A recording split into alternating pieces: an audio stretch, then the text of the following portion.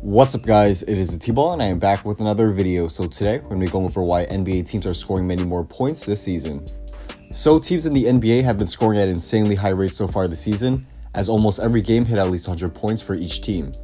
We've also seen a lot of games hit over 120 plus points for each team, and we've seen the Pelicans score 149 points in a non-overtime game, which is just crazy.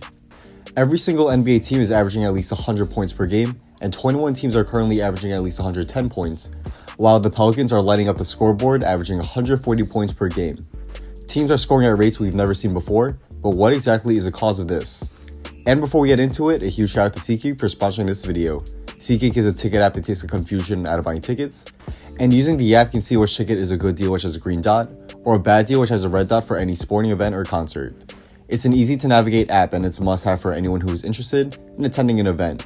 Use my discount code THETBALL to get $20 off your first purchase when you first sign up for an account, and I'll leave a link to the site where you could sign up, or you could also download the app on your phone as well, and use my code to get the discount there. So there are a variety of factors that have caused these astronomical scoring totals, but it really comes down to three main things: pace, threes, and defense.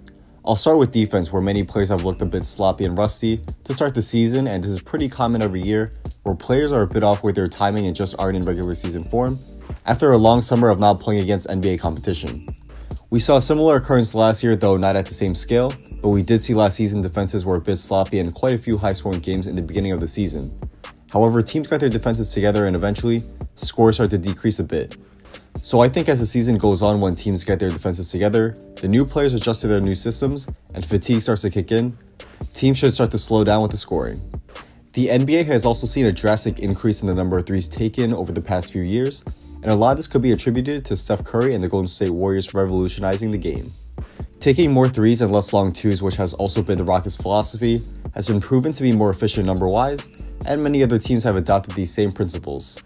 Teams want their players to take more threes, and this includes centers, who in the past were mainly just post scorers and mainly mid-range shooters as well.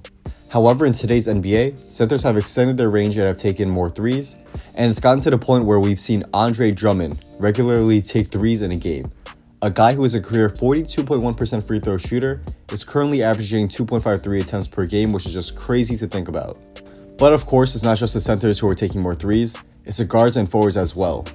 There's a ton of players in the NBA averaging over 5 threes per game, and guys like Kemba Walker have been thriving shooting more threes this season, as Kemba is averaging 12.73 attempts per game this season, and this has helped bump his average to 35.3 points per game.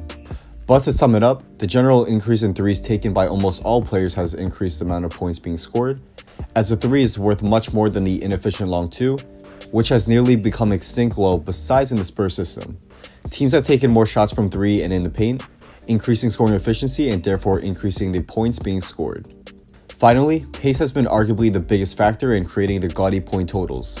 We've seen NBA teams playing at paces we've never seen before, as almost every single team has a pace over 100 per NBA.com.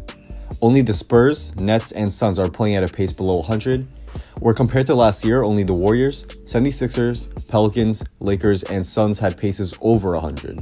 Some teams are playing at paces over 110, which is crazy fast, and there was a stat that showed LeBron's first game with the Lakers, which was against the Blazers, was the highest paced game he ever played in.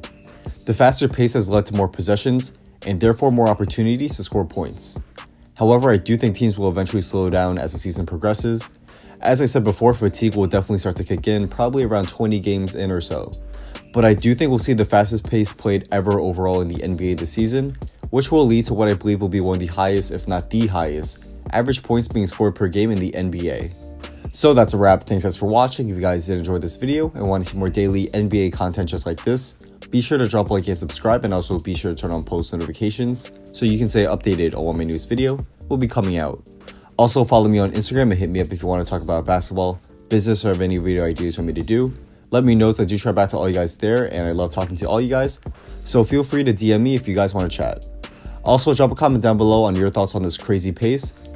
Do you like today's NBA versus the old NBA? Let me know down in the comments below, as I do read all comments, and I'll definitely try to get back to most of you guys here as well. So once again, thanks for watching, and hopefully I'll see you guys soon for my next video. Peace.